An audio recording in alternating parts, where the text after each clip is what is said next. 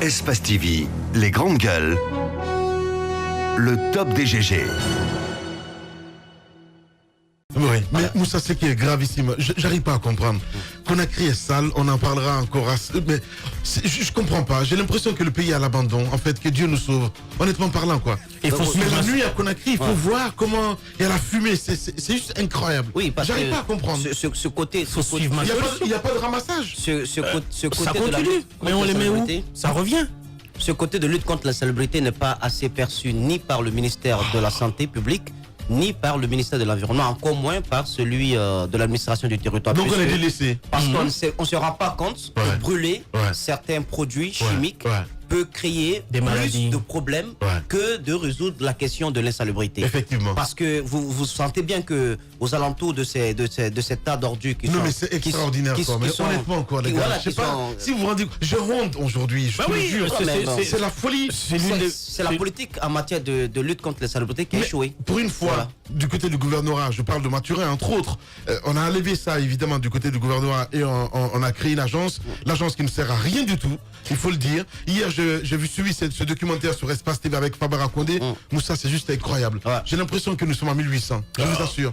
Alors il y avait cette annonce, du Premier ministre qui disait qu'il y avait un appel d'offres international qui avait été lancé. N'importe quoi, je suis désolé. Je suis en train encore de reprendre ce qui a été dit. Un appel d'offres international qui avait été lancé. Il y avait même une entreprise qui avait été retenue, même s'il n'y a pas eu beaucoup de communication là-dessus. On nous a dit que courant fin janvier, début février, il y aurait du changement dans notre vécu, nous sommes le 21 dans notre environnement quotidien. Mais tout porte à croire que c'était encore une fois qu'une annonce. Parce que déjà, on ne communique pas là-dessus pour savoir ce qui est en train d'être fait. On ne sait pas où est-ce qu'on en est. Deuxièmement, rien ne laisse présager de cela, en tout cas pour tous ceux qui glanent un peu d'informations autour de cela. Et par le même moment, l'agence qui a été créée, on l'a fait vivoter. Ce n'est pas de la faute de ce monsieur, parce que il faut quand même doter l'agence de budget. Mais non, il faut la doter. Non, Lamine, je vais vous dire. Non, mais ça passe pas. Si, vous allez voir ce que je suis en train de dire. Comment est-ce que vous réussissez à rendre Conakry propre? Tu as parlé d'assainissement la nuit, par exemple. J'ai vu des camions ici, mais ils sont insuffisants. Mais je le sais. Ils sont insuffisants. Et c'est pourquoi je dis, l'agence n'a pas suffisamment de budget, elle n'a pas suffisamment d'équipement pour pouvoir travailler là-dessus. Encore, il faut se poser la question, est-ce que la politique qu'elle développe en matière de salubrité publique, est-ce que c'est une politique qui tient la route, cette agence-là? Là également, c'est une question qu'il faut se poser. Et c'est ce qui arrive quand on veut tout politiser. C'est ce qui arrive quand on veut tout politiser. On se dit, même assainir la ville de Conakry, c'est l'occasion de se faire un bain de foule. C'est l'occasion de se faire braquer par des caméras. Tout ça va être pris et puis on va mettre sur la télévision nationale. Politique, et on va spectacle. Dire, absolument. Mais ça, c'est une histoire du quotidien. C'est n'importe quoi. La salubrité publique, c'est une histoire du quotidien. C'est une histoire de santé. S'il faut, pour la moindre action prise, apporter des caméras là-bas, on voit bien qu'il y a du bluff et que ça sent quelque part. Et je pense que c'est malheureusement ce qui a toujours été fait. Même là où il faut faire appel à de la technicité, écoutez, on politise tout. Et c'est ce qui fait que malheureusement, on n'en sortira pas. Conakry, la nuit, vous l'avez dit, c'est une sorte de four. Vous passez la nuit, partout il y a de la fumée. Et tout ça, on sait quelles en sont les retombées au plan de la santé publique. Est-ce que notre gouvernement en prend la mesure? Il y a quand même un ministère de la santé. Qu'est-ce qui est fait par rapport à cette à la politique? J'ai vu le week-end sur Espace TV, politique spectacle encore, ils se sont rendus du côté de Himbaya avec le ministre de la Pêche. Mais qu'on a lui, au moins, il plante des arbres. Mais c'est ce que je dis. Au moins, il plante d'environnement, justement. Il plante des arbres, au moins. Comment ça, Moussa? Non, au niveau du ministère de l'Environnement, Oyegui pose quelques actes. Ah oui. Ça, il faut le reconnaître. Non, c'est la vérité. Et l'action pour laquelle il s'est déplacé avec toute sa délégation pour aller à Himbaya, si on y prend garde, ben c'est un monstre qui est en train de grandir, qui va nous engloutir. Comme il a parlé de l'environnement. Qui va nous engloutir, parce que c'est un véritable problème. Vous vous rendez compte, la nuit, comment ça se passe à Conakry, c'est juste incroyable. Non, mais c'est juste incroyable. Ce que nous disons ici à l'antenne tous les jours, on dit qu'on est dans la critique, mais moi je pense que ça c'est la première des choses. Parce que quoi qu'on fasse, on ne peut pas travailler dans la saleté de cette sorte. Je pense que ça ne doit même pas susciter autant de cris, autant de réactions. C'est tout à fait normal, la propriété. Ouais. On ne peut pas sortir de sa maison. Pour illustrer tout ça, Mahfoudia, du côté de l'Anta, moi j'ai quitté ici en novembre pour aller à Paris. Je suis revenu, mais il y a même, tu vois, ça bouge pas. Rien ne bouge. Et lorsque ça bouge, c'est lorsqu'il y a un peu de problème, on voit que les ordures commencent à créer des embouteillages. Oui. Parce que par exemple, à Anta, ça arrive qu'il y ait une seule voie à cause des ordures. Là, on se lève, on essaie de repousser ou bien d'enlever. Mais aussitôt, ça revient parce qu'effectivement, au niveau en fait, la production des ordures. Et le comble pour Anta, si tu permets, le comble pour Anta, on a interdit à Dame Alimatou de nettoyer Anta. Vous vous en souvenez? Non, pas ça. Ce que je suis en train de dire. Aller un peu plus loin. Mais Roby, quand même, il y a la volonté citoyenne. Ce n'est pas ça. Ce n'est pas ça. Ce n'est pas ça. L'action de Dame Alimatou pourrait être vue comme l'action de Kassori. Mais oui, ce n'est pas vu. Exactement. C'est à peu près la même chose. Ce que nous voulons, c'est une politique qui émane de l'État. Une politique qui permet de nettoyer la ville de Conakry, de nettoyer toute la Guinée. Que ce soit à l'intérieur ou ici, qu'on puisse mettre en place une décharge. Je pense que ça, c'est pas de la mer à boire. Du tout. Ce n'est pas du tout compliqué. Il suffit juste de trouver un espace un peu plus loin, à Koya, derrière, à Fourekaria, qui sait, mettre en place, mobiliser des fonds, trouver des voitures. Il y a des PME qui existent déjà, les relancer et de passage, ça crée de l'emploi. Permettre aux gens de collecter les ordures, de pouvoir les drainer de ce côté, de les traiter. Mais attendez, tout ce qu'on fait du côté de Bokeh, tout ce qu'on investit, si on veut, c'est l'infime partie qu'on pourrait utiliser dans la gestion des ordures à Conakry. Je pense qu'il y a... C'est pourquoi je ne comprends pas la limite.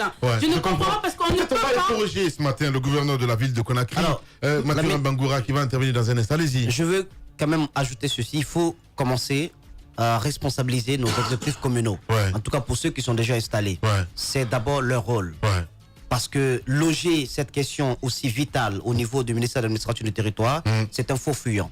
Cette question appartient aux collectivités. Donc il faut amener ces maires-là à prendre leurs responsabilités. Déjà, quelques-uns ont eu des entretiens avec certaines PME, certaines sociétés, des rencontres pour voir dans quel processus peut être déroulé au niveau des ménages, afin que chaque ménage puisse obligatoirement s'abonner à une PME et donc par conséquent payer de l'argent. Une petite précision. À ce stade, c'est compliqué. Les ménages peuvent bien payer. Au niveau des élus, on peut bien organiser. Mais après, dans l'ensemble, il faudrait un endroit où traiter. Non, mais ça, c'est pas après, c'est le plus important parce que par endroit, il y a eu des initiatives. Moi, il faut dire, par endroit, il y a eu des initiatives. Vous vous rappelez du cas de Matoto, lorsqu'on interroge des fois, on nous dit, on a les ordures, on voudrait bien, mais on ne sait pas où les mettre. Parce qu'il y a des moments où les décharges mises en place sont saturés, il n'y a même plus où mettre les ordures. C'est pourquoi je dis il faut une politique plus globale, plus générale au sommet. Oui, mais ça n'enlève en rien la responsabilité de ces collectivités-là. D'abord, c'est la collecte. C'est ensuite le transport et le traitement, et puis l'endroit où il faut le stocker. Je ne suis pas en train de dire qu'on se limite seulement à des actions de ramassage. Non. La grande décharge à ciel ouvert qui se trouve du côté de comment ça s'appelle, ça composte déjà, du côté de la minière, mais elle n'a pas sa place là, cette décharge. Le Mathurin Bangoura avait trouvé récemment, avant qu'on ne lui arrache cette initiative, justement, il avait permis à ce que des camions, parce qu'ils ont quand même une zone, mais à sa place je ferai pareil. On m'a arraché quand même cette initiative, je ne vais pas parler de ce projet. On veut comprendre comment ça marchait justement, Mamoussa, c'est important. Lamine, vous faites bien votre travail, vous faites de telle sorte que les camions qui amènent les sables au niveau des différents chantiers à Conakry ne repartent pas vides à Tubreka, mais que ces camions prennent des ordures, que ces camions prennent des ordures de Conakry et pas de les reverser.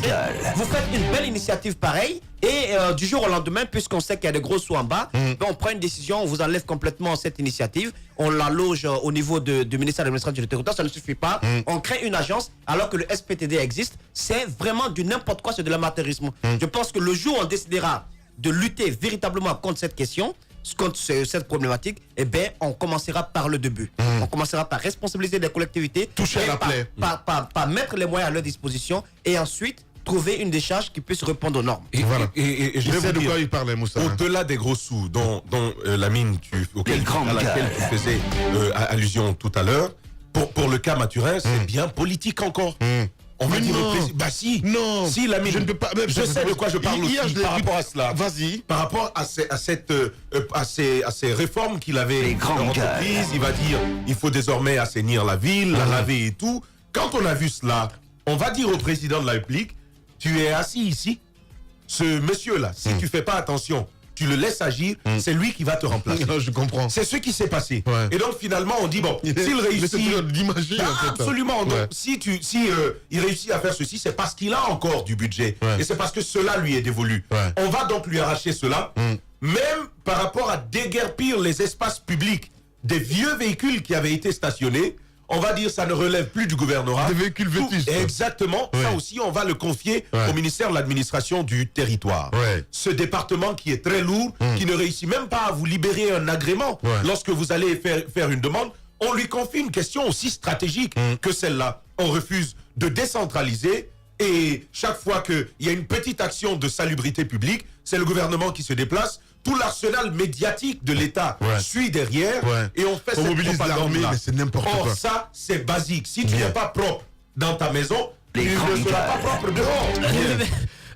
Ton cœur saigne ce matin. Non, mais je vous regarde depuis bientôt, je regarde ma montre, depuis bientôt 20 minutes. Je regarde parler de la question des ordures. C'est passionnant tout ça, mais vous vous rendez compte que Conakry, c'est la seule ville où vous pouvez, si vous voulez mettre du Paco Rabanne sur votre habit. Eh ben. L'odeur va jamais concurrencer avec la pollution et toute l'odeur nauséabonde qui existe. Je vous fais une observation. Vous savez pourquoi ça fume? Vous savez pourquoi ça brûle dans Conakry depuis un certain moment? Vous savez pourquoi on est couvert de fumée? Parce que tout simplement, il y a une interdiction de jeter les ordures sur la voie publique au niveau de l'axe et sur certaines routes. Oui. Et donc, lorsqu'on réfléchit, les populations en viennent pas seulement à garder les ordures chez eux, mais à les sortir, à les mettre à côté et finalement les brûler parce que personne ne va vouloir vivre avec ça. C'est pour ça que c'est pollué. C'est pour ça qu'il y a la fumée. Ouais. Alors lorsqu'on parle de la question d'ordures, c'est vrai, on va parler de PME, on va parler du gouvernorat, on va parler du ministère de l'administration, on va parler de je ne sais quoi d'autre, d'augmenter les fonds. Mais je vais vous dire, dans le système de ramassage des ordures, qu'est-ce qui est prévu ou qu'est-ce qui n'est pas été prévu? C'est que la plupart des quartiers où viennent les tas d'ordures qui jonchent les routes sont des quartiers inaccessibles où les populations, après avoir emmagasiné 2-3 jours les ordures, prennent le temps de les ramasser et de faire tout le trajet à pied parce que les quartiers sont inaccessibles. Et quand je dis les quartiers, si Maf, les quartiers sont inaccessibles. Oui. Non, Maf, permets-moi de dire. Écoutez,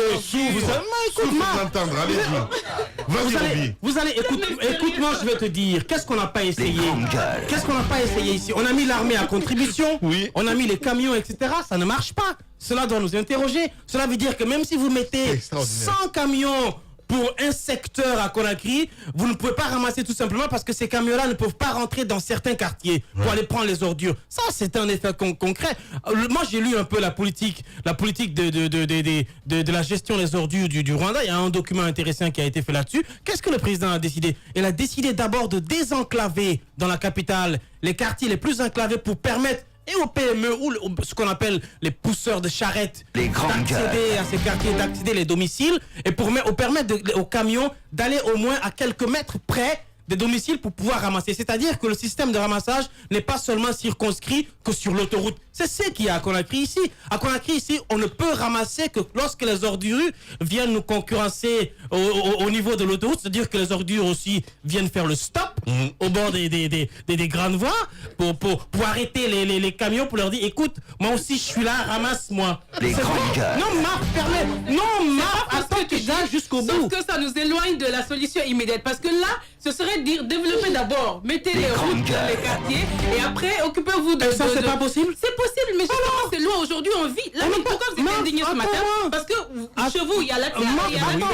Mais vous vivez avec les autres. Donc, on nous débarrasse déjà de ces Regarde un peu la configuration de Conakry. Quelles sont les zones où tu as les plus grosses montagnes d'ordures à Conakry? C'est Anta. Anta, c'est un quartier inaccessible dans les confins. Les grandes C'est gueules. Bambeto, Amdala, etc. Quand tu arrives au niveau de Bambeto, derrière tous les immeubles que tu vois, ce sont des quartiers complètement enclavés. Il n'y a pas de route pour accéder au fin fond. Les camions ne peuvent pas y aller. Même les pousseurs de charrettes ne peuvent pas y accéder. C'est là où tu trouves le plus grand nombre de montagnes d'ordures. Les quartiers comme la minière. C'est vrai qu'il y a des ordures, il y a des tas d'ordures, mais ça ne concurrence pas ces autres quartiers qui sont inaccessibles. Les quartiers comme Kipé, où l'accès est facile, vous ne trouvez pas de montagnes d'ordures. Des quartiers comme Lambani, où l'accès est facile dans les quartiers, vous ne trouvez pas parce que les pousseurs de charrettes peuvent aller jusqu'au niveau de votre portail. Parce que les camions qui ramassent, que ce soit un nombre réduit ou pas, peuvent aller jusqu'au niveau de votre portail et y prendre les ordures. Alors, il faut désenclaver les quartiers. Je ne dis pas qu'il faut bitumer, ça demande beaucoup de budget, mais il faut quand même mettre des machines qui vont déjà permettre une accessibilité. Ça va causer un problème de poussière, mais on préfère encore la poussière que les ordures parce qu'après, ça peut s'arroser. Il faut désenclaver les quartiers. Il faut permettre aux camions et aux pousseurs de charrettes d'aller jusque dans les domiciles. Et ça va motiver les gens à s'abonner au niveau des PME pour que les PME viennent ramasser chez eux. Tant qu'on n'a pas fait ça, MAF, les ordures vont venir comme nous, aux bordures des routes, pour demander aux camions de les ramasser. C'est comme ça. Ben oui, allez-y. Juste pour dire que... on a tout vu dans ce pays. Vous avez parlé de Fabara tout à l'heure, du documentaire sur Espace TV. En fait, moi, je souhaiterais que l'on comprenne... Le ministre de la Sécurité a récemment dit que tout pollueur allait maintenant être arrêté, qu'il va être intransigeant face à ceux qui jettent les ordures dans la rue. Moi, j'aimerais d'abord qu'on débarrasse complètement la capitale d'abord de toutes ces tonnes d'ordures. Je suis d'accord avec toi. Ensuite, qu'on installe les poubelles, que les poubelles publiques soient visibles pour que les citoyens sachent où est-ce qu'ils vont aller déposer les ordures. Ensuite, qu'on puisse réglementer l'abonnement des PME au niveau de tous les ménages. Ensuite, on rend obligatoire cet abonnement et on ne permet plus aux gens de jeter dans la rue. Mais tant qu'on ne met pas d'abord ces préalables en place, je pense qu'il serait difficile d'imposer aux citoyens d'avoir un comportement civique, d'autant plus que l'État lui-même n'a pas mis les moyens qu'il faut pour permettre aux citoyens donc de jeter les ordures. Deuxième chose, nous ne nous posons jamais la question, et ça c'est de tradition, nous partons dans nos toilettes pour les besoins et des plus importants. Maman ne me dira pas le contraire, mais on ne se pose jamais la question de savoir les camions, comment ils appellent ça déjà? Les vidangeurs. Ouais, les vidangeurs là. Ces camions, vous allez voir qu'il y a 3 pneus à côté, de l'autre côté il y a un pneu. Vous avez l'impression que ce sont les matières fécales qui vont marcher le camion. Dès qu'ils voient ce camion, je ne l'ai jamais vu dans l'embouteillage. Parce que tout le monde se presse de quitter devant. Faut pas prier de voir ça. Faut pas prier de voir ça dans l'embouteillage quand même, Moussa. Vous avez... Non, je vous parle sérieusement. Vous en cas de panne, imagine en cas de panne. Tu imagines? Ce camion n'a jamais été dans un embouteillage. Alors ces camions-là, Dieu merci. Le jeune s'est posé la question. Mais ils envoient où tous ces déchets-là? Et les citoyens ne se posent pas la question. D'autant plus qu'ils viennent vidanger nos fosses septiques. On s'est dit, ils ont pris la merde, ils sont partis avec. Là où ils vont mettre cette merde, c'est pas notre affaire. Mais justement, c'est notre affaire. Parce que ce documentaire le prouve. Ils le mettent, ils vont jeter tout ça à ciel ouvert. Juste à côté là, après Kagbele. À ciel ouvert. Et pendant la saison des pluies, ils mettent les tuyaux dans les caniveaux, faisant semblant qu'il y a une roue qui est en panne, qu'ils sont en train de changer la roue. Ils mettent les tuyaux, ils déversent la merde dans les caniveaux et ça circule, ça va dans la les mer. quartiers. Oui, justement. C'est pas possible. Mais faites attention, pendant la saison de pluie, vous remarquez que la plupart de ces camions tombent soudainement et par enchantement en panne au niveau des caniveaux. Mais c'est l'opération d'évacuation rapide. Incroyable. Et là où ils jettent cette merde, ils payent de l'argent aux responsables administratifs qui sont dans la zone, mais pour verser de la merde à ciel ouvert, il n'y a aucun traitement derrière. Le seul traitement qui est fait, je ne peux pas l'expliquer ici parce que certains ne vont pas prendre le petit déj.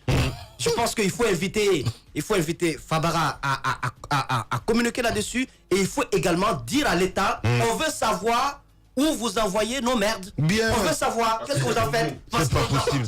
Ben dis donc. C'est de la richesse. Il n'y a pas d'engrais aussi riche que ça. Mais il faut traiter. Il faut traiter.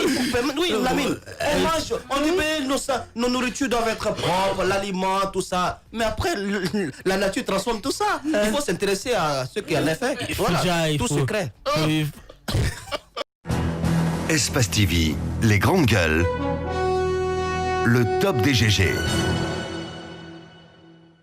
Mon cher, il y a du nouveau, hein, parce qu'hier, en rentrant à la maison, j'ai vu un petit peu les camions s'activer un petit peu pour ramasser ça ne sert à rien, ils se sont toujours activés. Voilà, toujours négatif. Ça ne sert à rien parce que les préalables n'ont pas été faits. Jusqu'à présent, on parle toujours de la même chose. Qu'est-ce qui n'a pas été fait ici? Grande gueule. Il y a des camions il n'y a pas plus de 3 mois, on a mis les militaires, l'armée à contribution. On a doté le génie militaire de camions et de Caterpillar pour aller ramasser les ordures. Ils ont fait 2 week-ends en train de faire le show dans la rue. Conakry était un peu plus propre, mais un peu plus propre que sur les axes, sur l'autoroute. Mais après, quand vous rentrez à l'intérieur des quartiers, c'est toujours le même bordel, c'est toujours les mêmes saletés, c'est toujours les mêmes montagnes d'ordures. Et le hashtag de Moussa hier, hein, ça cartonne sur Twitter, c'est incroyable. Hein. Donc il faut ce préalable-là. Ouais. Il faut que le ministère des Travaux publics, il faut que le ministère des Travaux publics s'implique, que les routes secondaires soient des routes praticables, que des routes dans les quartiers soient des routes praticables, et que finalement des poubelles soient installées à l'intérieur des quartiers, et que la sensibilisation soit faite pour que les populations puissent utiliser ces poubelles pour déverser leurs ordures, et après que le processus de ramassage commence. Et même après le processus de ramassage, il faut qu'il y ait un lieu indiqué de stockage des ordures, pas le stockage de merde comme Moussa Moïse nous décrivait hier. On a continué la discussion après l'antenne, on s'est bien rendu compte que de l'ampleur de ses propos.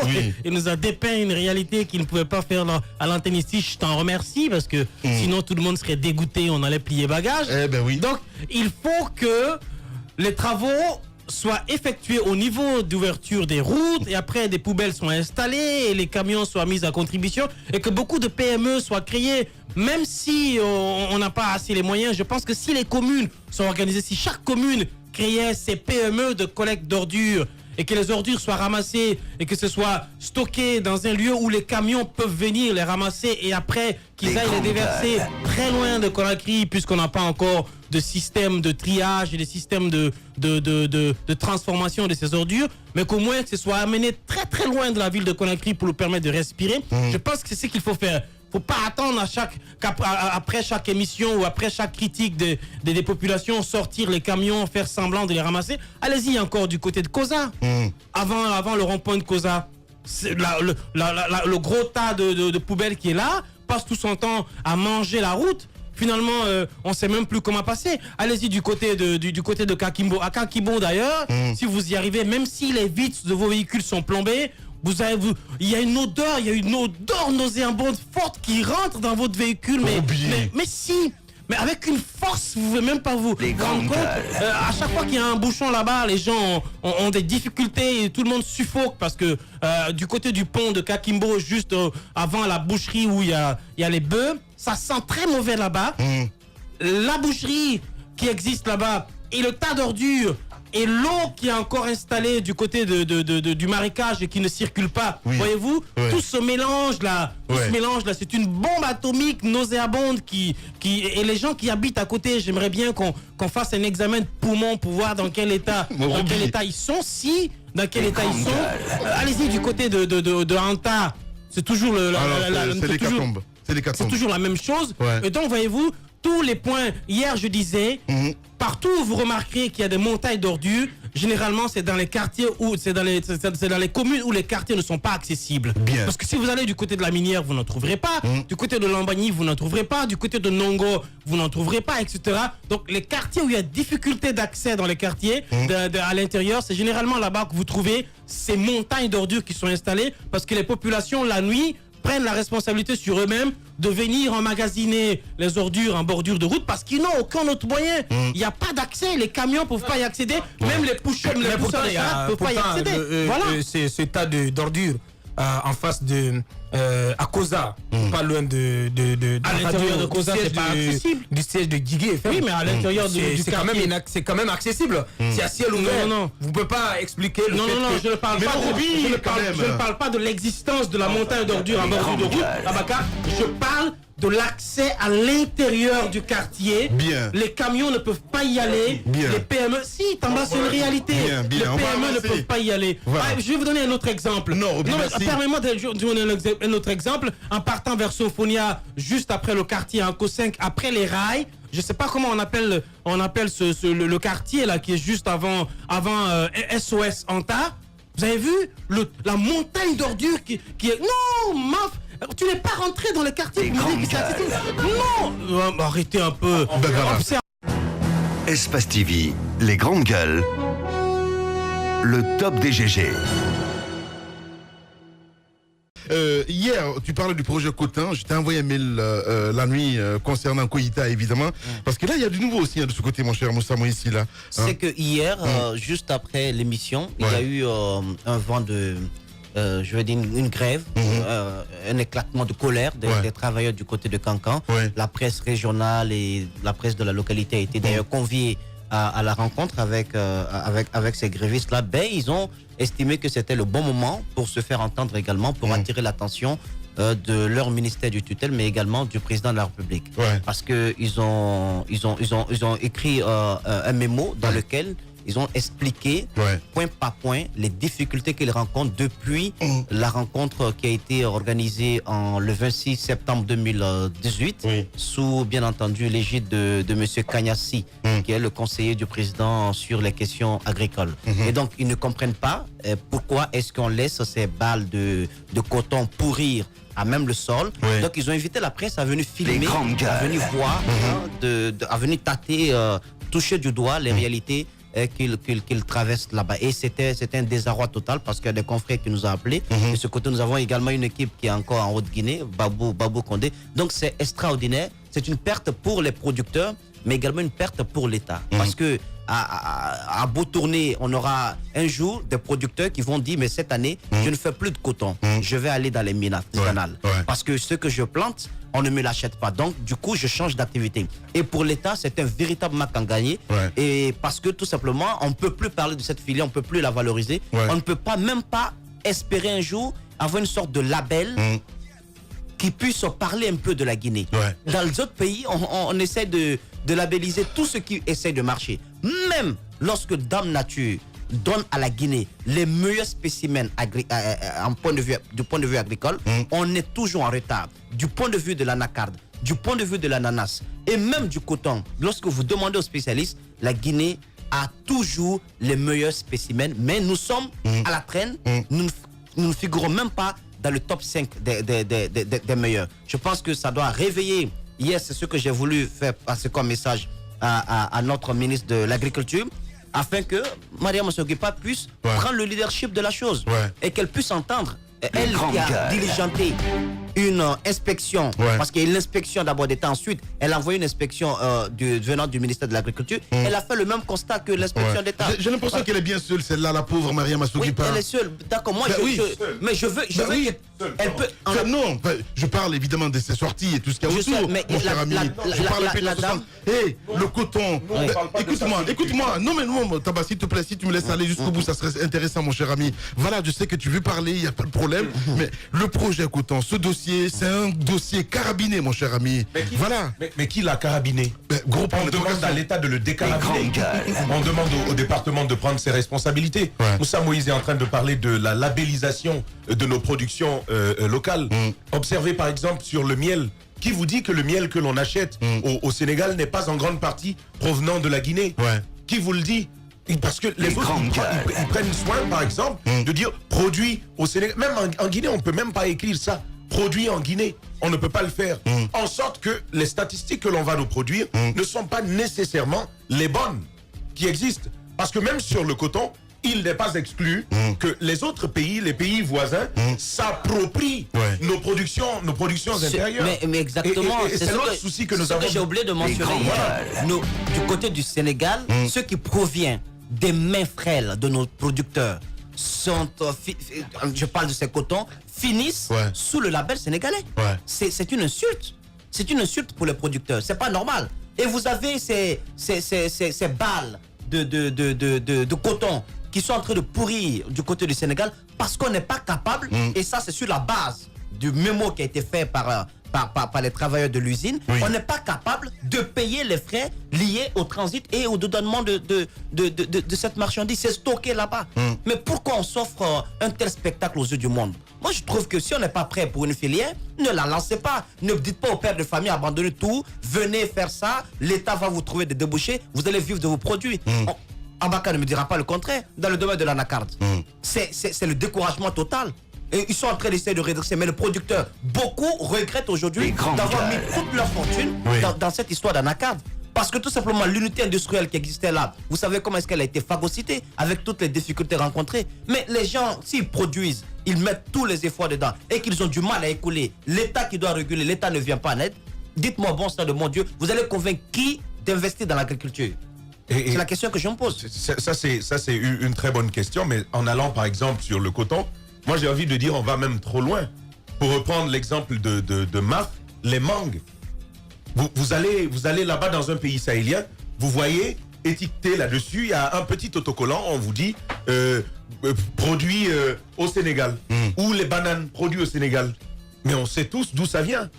Nous avons une grande production locale qui sort du pays, malheureusement à cause de ce défaut de structuration et d'organisation de l'État guinéen. Il nous est impossible de dire à date combien est-ce que nous produisons, notamment combien nous exportons en mangue, combien est-ce que nous exportons en banane, et tous ces produits-là, c'est malheureusement un labeur guinéen que les autres vont se taper dehors. Et Espace TV, les grandes gueules, le top des GG. Et quand vous vous souvenez, Moussa l'a rappelé, Tamba également, quand on a posé la question au chef de l'État, il s'était effarouché. Or, c'est vraiment le constat, il est patent. C'est une filière qui rencontre des difficultés à Cancan. Le secrétaire, ce travail qu'on a écouté, je pense que il fait pas dans la fine bouche. Il pose un constat qui est totalement réel, qui démontre que ces agriculteurs sont confrontés à beaucoup de difficultés. Donc, non seulement la filière n'est pas organisée, les cotonculteurs ils sont pas organisés, ils ont du mal à faire écouler leur production, mais en même temps, pour séquer la production, ils ont besoin de soutien, d'accompagnement de l'État, et ils se posent énormément de questions sur ce que leur réserve l'avenir par rapport à cette filière. Donc maintenant, il faut que du côté du département, que l'on essaie de faire bouger un peu les lignes, parce que Moussa et moi on avait mené cette enquête avant les grandes vacances pour montrer que la direction générale était convaincue de détournement, mais à l'époque on n'avait pas été entendu. C'est important qu'on tire les leçons de ce qu'il y a, de toutes les défenses, de tous les dysfonctionnements de la direction générale, pour quand même essayer de redresser cette filière. C'est une filière qui est extrêmement importante. Le président s'est engagé là-dessus, tout comme sur d'autres filières, l'anacarde, le café, le cacao. Mais pour le moment, ce sont des initiatives présidentielles qui ont du mal à porter sur le terrain les résultats escomptés. Donc il y a besoin de redynamiser tout cela pour faire en sorte que l'agriculture guinéenne se porte un peu mieux. C'est un peu compliqué, mais il faut de l'effort. Quand même, ce qu'il faut noter, c'est que c'est un secteur qui est aussi pris en otage par un enchevêtrement, je vais dire une juxtaposition de responsabilités. Parce que n'oubliez pas quand même qu'il y a, on peut dénombrer pas moins de 5 à 6, 7 ministres qui s'occupent de l'agriculture, si je peux m'exprimer comme ça prosaïquement. Parce que vous avez le président qui est très engagé sur le secteur, vous avez un coordinateur du monde agricole et du monde durable, du monde rural, en la personne du ministre d'État Kili Bangoura. Vous avez le vieux Selou qui est à la présidence, qui est aussi un des conseillers sur l'agriculture. Vous avez Kanyassi, vous avez, je crois, l'ancien patron de la FAO, Jacques Diouf. Vous avez toute cette ribambelle d'intervenants dans le secteur agricole. À la fin, la responsable du département, Madame Camara, elle a des marges de manœuvre assez rognées, donc pour qu'elle puisse intervenir dans ces prérogatives. Donc c'est ces prérogatives qui lui sont pratiquement enlevées. Beaucoup d'intervenants, et c'est important de noter cela aussi. Parce que vous prenez par exemple les intrants agricoles, les tracteurs, ce n'est pas le département qui gère les tracteurs. c'est plutôt Kanyasi qui gère les pépinières. Parce que vous voyez par exemple la pépinière de Bangouya, je ne sais pas si je prononce très bien, en Guinée forestière, mais comprenez comment cela est arrivé.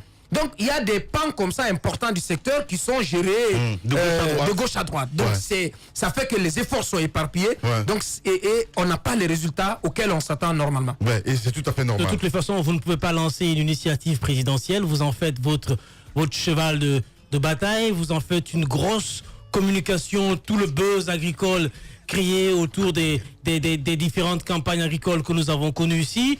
Ma foi, moi je dis que la Côte d'Ivoire est une réussite parfaite dans le domaine. Le cacao a été une initiative lancée par le président Ouattara, ça a été une initiative présidentielle. Et cette initiative, non seulement ça a débouché sur l'accroissement de la productivité de la Côte d'Ivoire et sur le fait que beaucoup d'hectares de cacao ont été plantés, mais ils sont allés plus loin. Ils sont allés jusqu'à la mise en place d'une usine de transformation de chocolat en Côte d'Ivoire. Donc, voyez-vous, la Côte d'Ivoire, de la culture à la vente, ils sont allés à la production et maintenant ils sont à la production locale du produit fini, made in Côte d'Ivoire, qui vont bientôt, qui sont déjà commercialisés à travers le monde. Donc, moi, je me dis que le président de la République, c'est une erreur. C'est une erreur déguiser l'appétit parce que vous dites que c'est une initiative présidentielle, mais en même temps vous créez toute la gourmandise autour, vous mettez beaucoup de personnes autour de ces fonds et si chacun a l'habitude, comme l'habitude est une seconde nature en Guinée, chacun veut se servir là-dedans. Jacques Diouf, Kiridi, Mariam, Kanyasi et tout ça. Voyez-vous, l'assiette, chacun veut manger. La portion qui va rester pour nous, le peuple de Guinée et pour les agriculteurs, il va rien rester. Ce qui va rester, ça va pas servir de développer le secteur. C'est ce qui se passe exactement. Donc, les cotonculteurs n'ont que leurs yeux pour pleurer, comme les riziculteurs l'ont fait les années passées. Donc aujourd'hui, je pense que comme nous autres anacardiers, nous le faisons du côté de Bokeh. Aujourd'hui, c'est un paysan. Exactement. Aujourd'hui, je pense qu'il faut remarquer un fait. Même l'oignon, un produit de grande consommation en Guinée, qui peut être produit. Non, ça vous fait rigoler, mais c'est un signe. L'oignon qui peut être produit en Guinée, même l'oignon, l'importation de l'oignon, c'est complètement monopolisé par un seul Libanais qui lui seul importe tout l'oignon que nous consommons en Guinée. Alors que ça peut être produit ici.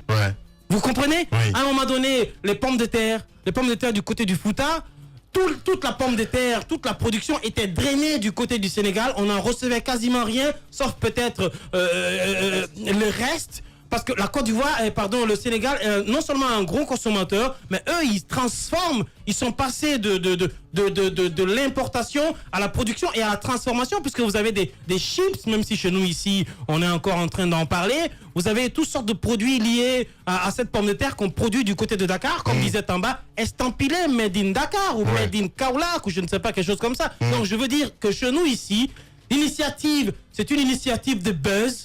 La réalisation sur le terrain, ça n'a aucun effet. Je pense que le président de la République, même s'il a eu la bonne idée, mais a-t-il mis les bons acteurs à la place?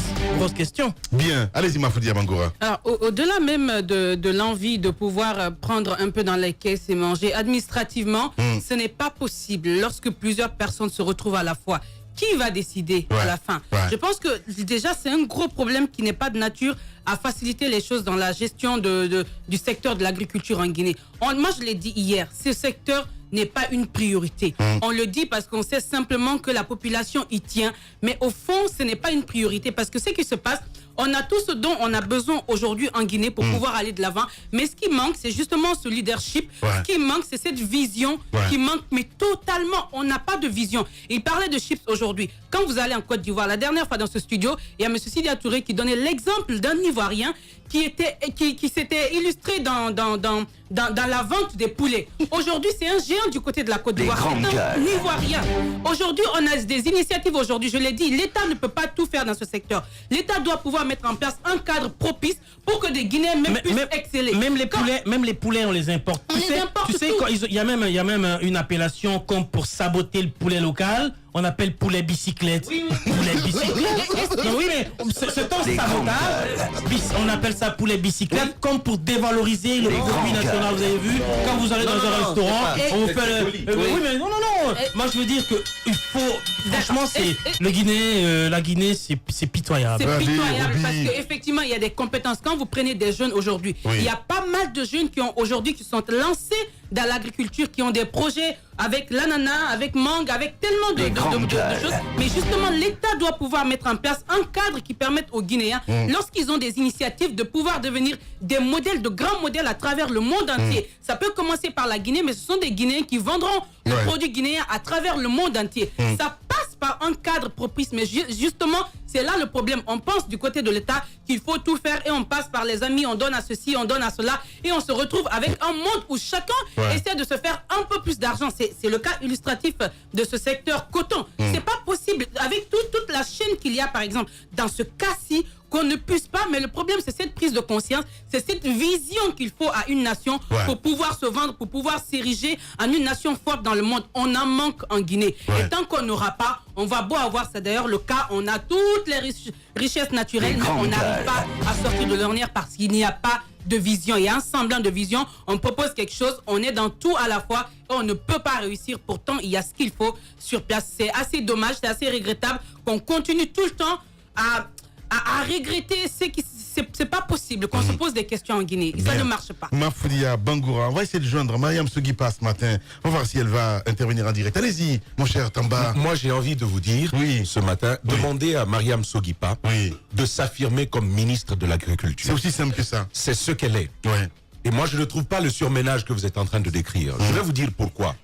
C'est tout à fait normal. Quelqu'un comme Jacques Diouf, qui a été quand même secrétaire général du Fonds des Nations Unies pour l'agriculture.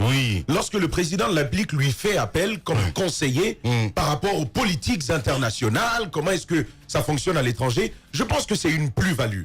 Ça, ce n'est pas un problème. C'est mon regard là-dessus.